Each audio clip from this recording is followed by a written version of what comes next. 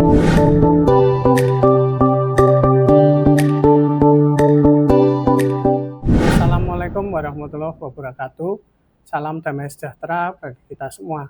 Om Swastiastu, Namo Buddhaya, salam kebajikan. Perkenalkan, nama saya Apoteker Aloysius Beri Anggoro, Magister Sains, Magister Farmasi dari Sekolah Tinggi Ilmu Farmasi Yayasan Farmasi Semarang. Pada kesempatan kali ini, saya akan menjelaskan mengenai pernyataan diri dosen untuk ujuk kerja Tridharma Perguruan Tinggi atau PDD UKT PT bidang pengajaran. Saya bergabung di Stifar sejak tahun 2011, kemudian saya berhome base di Prodi atau program studi S1 Farmasi bidang peminatan kimia farmasi. Selama di Stifar, saya telah mengajar berbagai macam mata kuliah, di antaranya adalah kimia analisis, praktikum kimia analisis, kimia organik, praktikum kimia organik, radiofarmasi, analisis obat dan eksibien, praktikum analisis obat dan makanan, praktikum biokimia, dan praktikum analisis instrumen. Salah satu mata kuliah yang akan saya paparkan adalah mata kuliah praktikum kimia organik dengan kode 40 BKK 2003 dengan bobot 1 SKS. Mata kuliah ini merupakan mata kuliah prasyarat dalam kelompok mata kuliah keilmuan dan keterampilan atau MKK yang diajarkan pada mahasiswa semester 2 Prodi S1 Farmasi. Nah, berikut deskripsi singkat mengenai mata kuliah praktikum kimia organik. Dalam mata kuliah ini, diantaranya membahas mengenai reaksi-reaksi organik, baik dalam keperluan uji gugus ataupun identifikasi dari kelompok senyawa maupun untuk keperluan sintesis. Capaian pembelajarannya meliputi 4 aspek, di mana aspek pertama adalah aspek sikap, di mana diharapkan mahasiswa mampu menunjukkan sikap bertanggung jawab atas pekerjaannya di bidang keahliannya secara mandiri, serta mampu berpikir kreatif dan inovatif. Pada aspek keterampilan khusus, mahasiswa diharapkan mampu menerapkan konsep teoritis kimia organik dalam kegiatan yang dilakukan di laboratorium kimia. Dalam aspek keterampilan umum, diharapkan mahasiswa mampu menunjukkan kinerja mandiri, bermutu dan terukur. Di dalam aspek pengetahuan, mahasiswa diharapkan mampu menguasai konsep teoritis fundamental dalam praktek kimia organik yang mendukung pengembangan ilmu dan praktek kefarmasian. Adapun CPMK atau capaian pembelajaran mata kuliah pada praktikum kimia organik diantaranya mahasiswa diharapkan menguasai, memahami, dan melakukan reaksi-reaksi organik. Kemudian mahasiswa dapat melakukan sintesis organik yang sederhana. Kemudian mahasiswa memiliki keterampilan bekerja di laboratorium kimia. Dari pencapaian mata kuliah atau CPMK akan di-breakdown lagi menjadi sub capaian pembelajaran pada tiap mata kuliah. Di antaranya di awal praktikum kita memberikan pengarahan, pengenalan alat, dan K3 atau kesehatan dan keselamatan kerja untuk mengetahui alat-alat yang akan digunakan selama praktikum kimia organik, mengetahui sifat fisikokimia dari bahan yang digunakan, serta sehingga mahasiswa mampu bekerja di laboratorium kimia dengan aman. Untuk yang sub capaian mata kuliah kedua yaitu berupa teknik dasar laboratorium kimia berupa destilasi, sehingga capaiannya adalah mahasiswa mampu melakukan destilasi untuk sampel sederhana. Yang ketiga adalah sub capaian karbohidrat, di mana di dalam capaian karbohidrat ini mahasiswa diharapkan mampu mengidentifikasi senyawa-senyawa karbohidrat, membedakan karbohidrat berdasarkan strukturnya, menjelaskan tentang reaksi hidrolisis karbohidrat, mampu mengidentifikasi, membedakan, dan menjelaskan reaksi-reaksi karbohidrat yang telah dilakukan. Untuk capaian mata kuliah yang keempat adalah asam amino dan protein.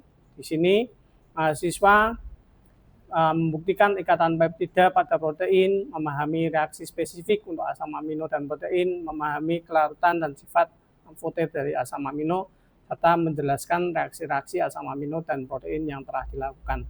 Untuk sub capaian mata kuliah yang kelima adalah mengenai lipida, di mana di sini mahasiswa dapat memahami komponen utama dari lipid sederhana, memahami komponen dari lipid yang bukan asam lemak, kemudian mampu mengidentifikasi kualitas dan jenis lemak, serta mampu menjelaskan reaksi-reaksi lipida yang telah dilakukan sebelumnya. Kemudian untuk sub capaian mata kuliah yang keenam adalah vitamin, di di mana mahasiswa mampu harus menjelaskan reaksi-reaksi vitamin yang dilakukan. Untuk yang ketujuh, subcapaiannya adalah mengenai reaksi rantai karbon, alkohol fenol, dan aldehid keton, di mana diharapkan mahasiswa mampu melakukan reaksi aldehid keton, rantai karbon, serta alkohol fenol, dan juga dapat menjelaskan reaksi-reaksi yang sudah dilakukannya. Setelah subcapaian mata kuliah ketujuh, dilakukan evaluasi beberapa ujian tengah semester dan dilanjutkan ke CPMK 8, di mana di CPMK ini membahas tentang sintesis asetanilid. Diharapkan mahasiswa dapat menjelaskan tentang sintesis asetanilid yang telah dilakukannya. Untuk subcapaian mata kuliah yang ke-9 merupakan sintesis aspirin, di mana mahasiswa mampu melakukan pemisahan aspirin dari campuran reaksi, mampu menguji hasil sintesis dengan reaksi kimia sederhana, dan menjelaskan sintesis, pemisahan, maupun uji-uji yang telah dilakukannya.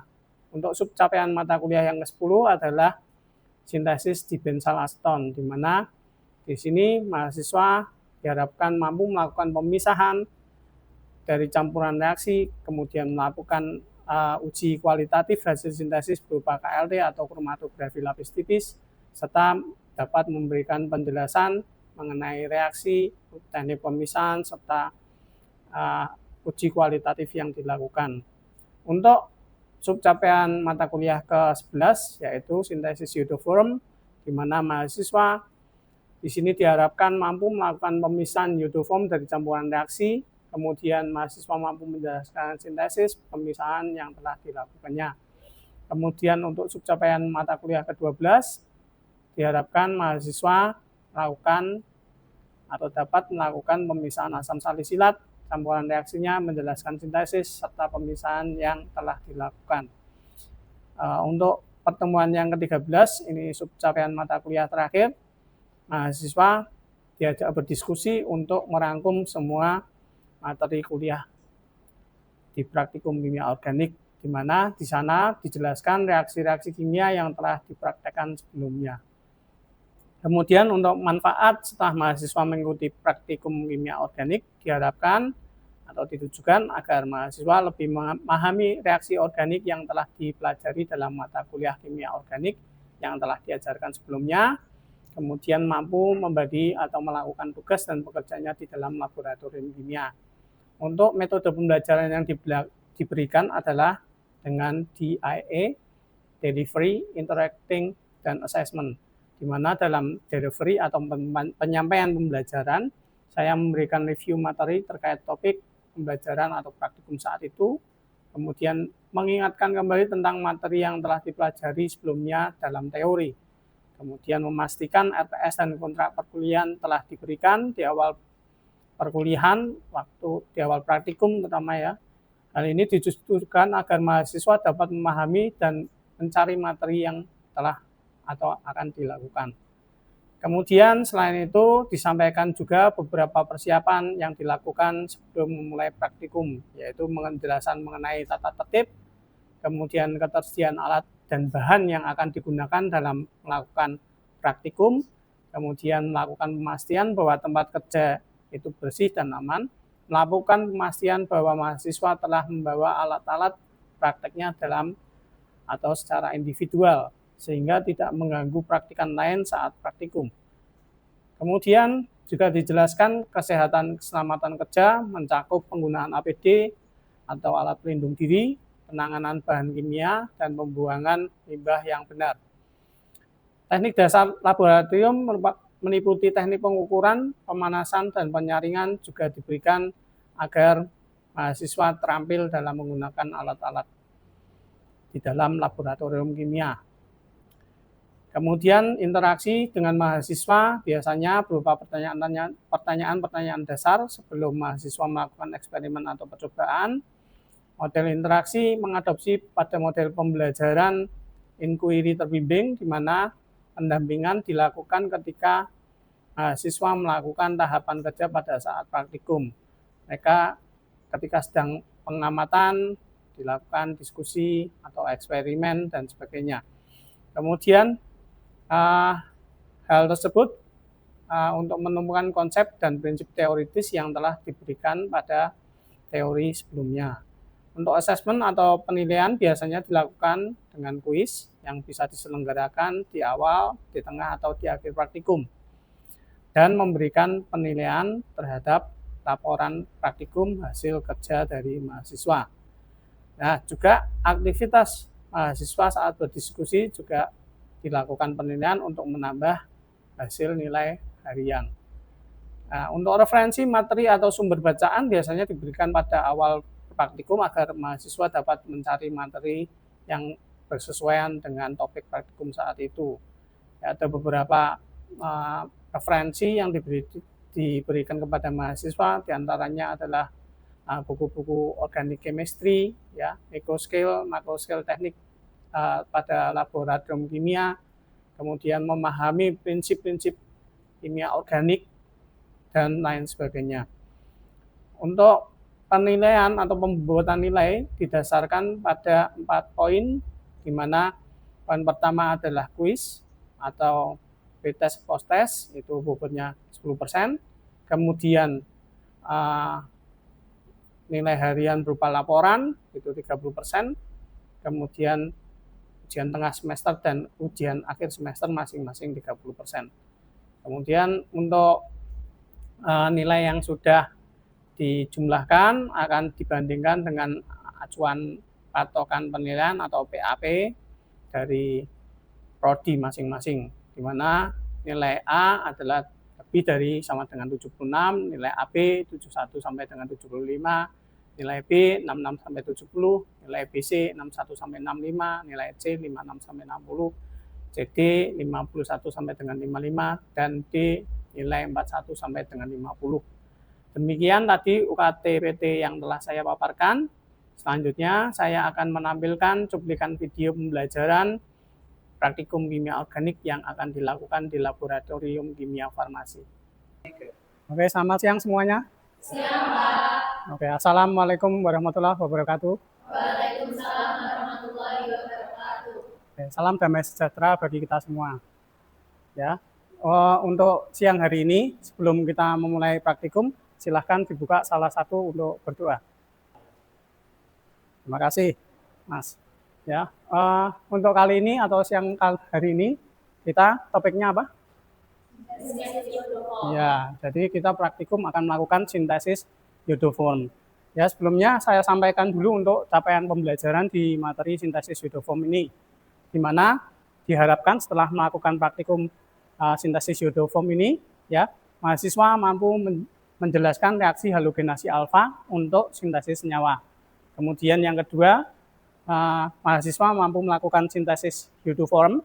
Kemudian yang ketiga adalah mahasiswa mampu menerapkan reaksi halogenasi alfa untuk sintesis senyawa. Jadi 3 capaian ini yang akan kita lakukan nanti. Ya. Oke. Setelah capaian pembelajaran ya, sebelum masuk ke materi, inti ya, saya ingatkan bahwa ini semester 2 ya. Jadi baru masuk laboratorium kimia, betul ya? Ya, jadi untuk di awal sudah diberikan RPS dan kontrak pembelajarannya? Sudah ya? Ya, itu sudah harus diterima. Jadi harapannya apa? Biar Anda atau mahasiswa mampu nanti mempelajari materi-materi terkait topik yang diberikan. Ya, seperti itu. Kemudian setelah itu di laboratorium kimia tentunya kita tidak kerja secara sembarangan ya. Dipastikan dulu kalau mau masuk lab, labnya sudah bersih belum nih? Ya, sudah bersih. Jadi Anda bisa nanti gunakan dengan baik ya. Artinya konsentrasinya tidak pecah karena labnya masih kotor dan ini dan itu ya. Kemudian juga nanti diperhatikan untuk faktor-faktor resiko karena kita bekerja dengan bahan kimia. Kemudian setelah memakai bahan kimia jangan lupa nanti dibuang ke pembuangan limbah ya yang ada itu ya tanda panah di sana. Ya, kemudian nanti jangan lupa juga kalau dalam bekerja penggunaan alat proteksi diri atau APD ya seperti masker, kemudian sarung tangan dan sebagainya. Ya, untuk absensi sudah diisi semua? Sudah ya? Oke, lengkap ya? Baik, kita lanjutkan ya. Jadi untuk materi sintesis iodoform ini ya, sebelumnya saya review dulu atau ingatkan dulu mengenai materi-materi yang Anda sudah pelajari di mata kuliah kimia organik di kelas. Jadi apa sih sebetulnya sintesis itu ya? Ya, siapa yang bisa jawab? Atau lebih molekul menjadi satu molekul baru. Jadi menggabungkan dua atau lebih molekul menjadi satu molekul baru. Ada yang lain? Mungkin? Ya, mereaksikan mungkin dua atau lebih senyawa menjadi suatu produk baru ya. Jadi di sini sintesis itu proses menggabungkan, betul Anda ya. Dua atau lebih elemen atau bagian itu yang membentuk satu keseluruhan yang baru atau yang lebih kompleks ya. Jadi kalau di kimia itu merujuk pada senyawa baru atau dari unsur-unsur yang sederhana, itu sintesis ya. Nah, sekarang kita dalam hal ini adalah nanti yang akan disintesis adalah iodoform. Nah, iodoform itu gimana sih bentuknya iodoform? Nah, jadi buat iodoform itu bentuknya kristal, warnanya kuning ya. Kemudian baunya bau apa? Kira-kira. Bau apa, Pak? Bau kas ya, kas, baunya kas. Kalau di rumah sakit itu biasanya Anda gunakan iodoform untuk apa? Antiseptik ya atau disinfektan gitu ya. Jadi sebetulnya macam-macam untuk sifat fisik dari iodoform ya.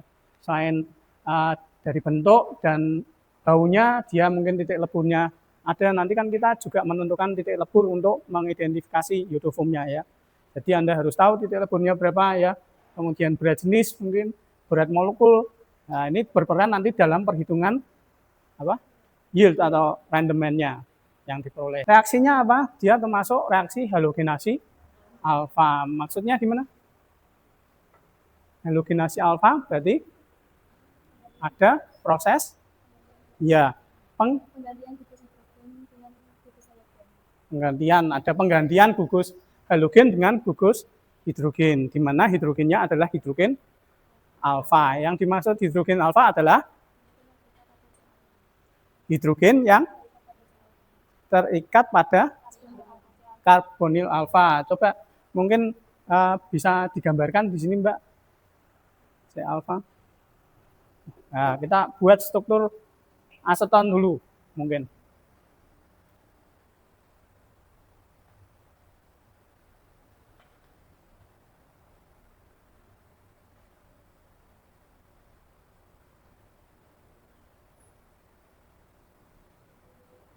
Ya, betul. Nah, jadi ini H yang berdekatan dengan gugus karbonil ini disebut H alfa nantinya ya. Ya, ini yang akan kita substitusi dengan suatu halogen. Halogen itu selain yodium bisa atau yodida, bromida, klorida ya atau fluorida. Nah, itu yang akan menggantikan atau mensubstitusi dari atom H di sini ya atau H alfa. Ya. Jadi seperti ini. Reaksi halogenasi alfa dia menggantikan atom H pada posisi alfa atau yang berdekatan dengan gugus karbonil dalam suatu senyawa karbonil. Sebelum praktek Anda kan dapat teoritis. Nah, ketika kuliah di teori selain karbanion ada karbokation. Kalau karbanion ini berarti muatannya negatif ya. Jadi, nah kurang lebih seperti ini ya ion enolat, di mana nanti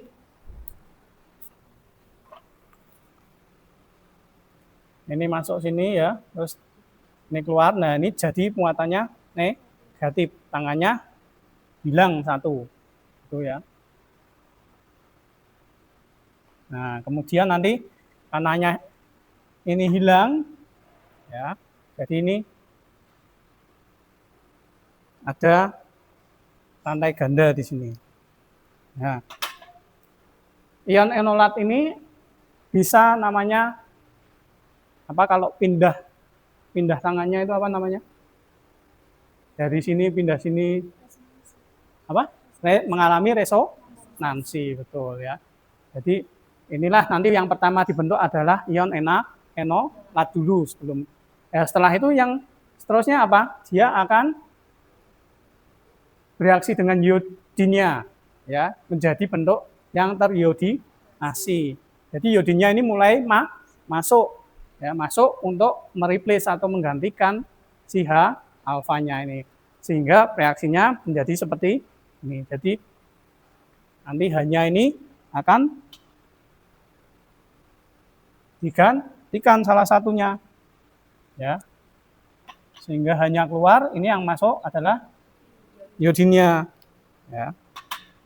Nah, ini akan terus berulang, ya, karena H di sini itu nantinya menjadi lebih positif atau dia merupakan living group yang baik, ya. Jadi seperti itu, nanti kemudian sampai nanti akhirnya H di sini semua tergantikan oleh I dan menjadi senyawa triiodometil keton. Ya, ada yang mau ditanyakan sampai di sini? Belum? Sudah? Ya, agak paham ya? Paham ya? Oke, paham. Jadi tadi pembentukan apa? Ion enola dulu. Habis itu ya bereaksi dengan iodin atau diiodinasi. Yang terakhir adalah pembentukan iodoform. Jadi ketika ion triiodometil keton yang terbentuk itu pada langkah sebelumnya itu mengalami serangan oleh nukleofil atau ion OH main, ya. Artinya nukleofil itu dia suka inti positif, tapi dia sendiri negatif. Jadi dia menyerang itu sehingga triiodometilnya itu terputus ikatannya, ya. Terputus antara triiodometil di sini, ya, karena dia kalau sudah ngikat 3 ion hanya ini digantikan, dia putus di sini. Kemudian nanti dia akan terputus menjadi suatu ini apa? Asam karboksilat, ya, dengan iodoform, ya. Jadi nanti kita praktek mau membuat ini, ya, iodoform.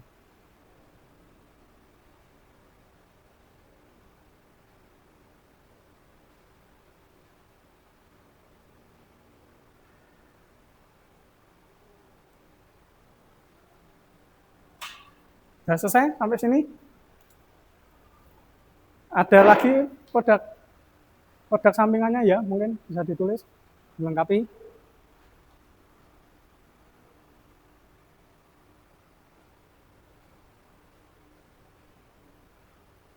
Sekarang valensinya, Mbak, coba sekalian dilengkapi, Mbak.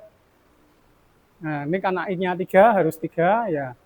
Karena Na-nya ya dicocokkan dulu, Mbak. Bahan yang digunakan nanti dalam praktikum apa aja? Dari pertama dulu ini apa?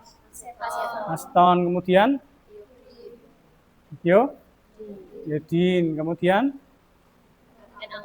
NaOH, ya. Ketika dicampur jadi iodoform ini, kemudian ini adalah natrium asetat, ya, natrium iodida sama air. Kemudian karena kita tidak mencari hal lain tetapi mencari hal yang ada di iodoform saja, maka ini juga sama. Berarti ini 3 kali 0,00984. Itu ya. Berarti 0,00328 mol. Nah, ini nanti yang kita cari, maka untuk persentit atau berat iodoformnya harus diapakan? Dari mol harus diubah lagi kali mr dari iodoform berapa? Ini 393,73. Sehingga ketemunya berapa? Coba dihitung. 1,2914 gini. Gram. 2914. Oh, 2914 gram, ya.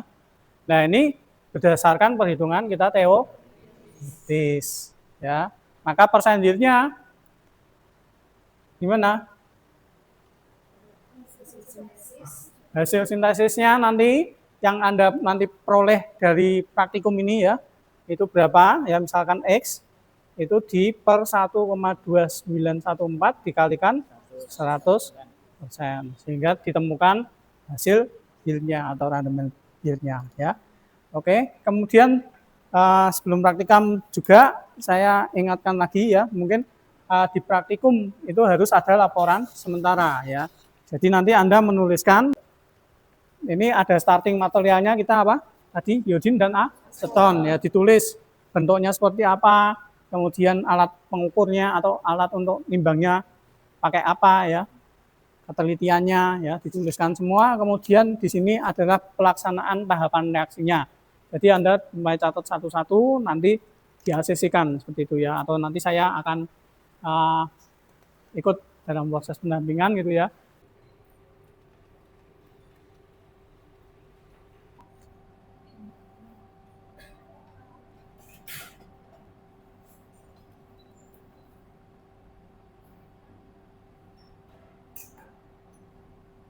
Oke, baiklah, ini nanti bahan-bahan yang akan digunakan ya. Ini iodium ya, ini. Kemudian ada aseton sebagai reagennya, kemudian ada NaOH untuk basanya ya. Saat ini sudah diapakan, ini ditimbang ya iodiumnya ya. Ingat bahwa iodium ini nanti mudah menguap, makanya harus pakai botol asa ya. Nah, setelah ini mengerjakan apa? Ditambahkan dengan aseton ya, 2,5 mili nanti ya. Silakan Mas dilakukan pemipetan.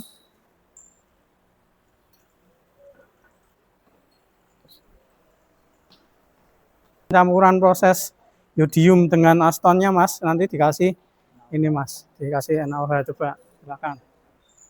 Ya, pelan-pelan Mas ya, sambil digocok, ya terus dikasih NaOH-nya tetes demi tetes. Terus ambil digocok ya Mas, terus kasih NaOH lagi.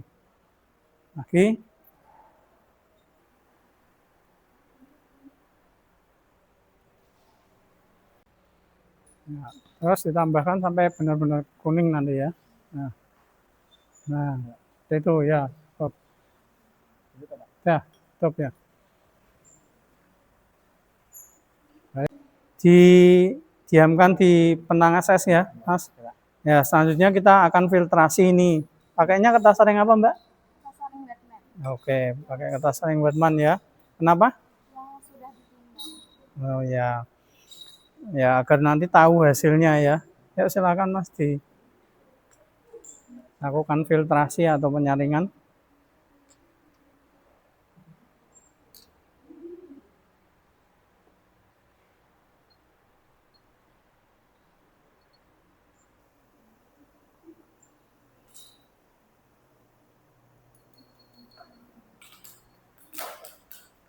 Hasil filtrasinya ya nanti kemudian akan dikeringkan atau dimasukkan ke dalam oven. Hasilnya seperti ini ya.